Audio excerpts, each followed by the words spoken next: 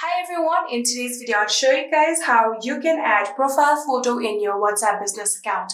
It is a very easy and simple process, so let's dive right into it. So first of all, simply open the application, and after doing that, here you have to get to the settings, so tap on settings, and from here you'll have to tap on your current profile picture just like this.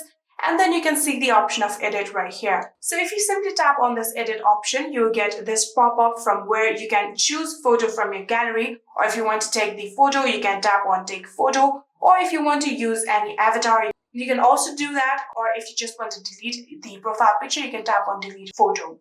So for now, I'm going to choose from my gallery, so tap on choose photo. And from here, you can see my photos has been opened, and now I'm going to select this particular photo right here. And I'm going to now adjust it just like this. And when I'm done with it, tap on choose.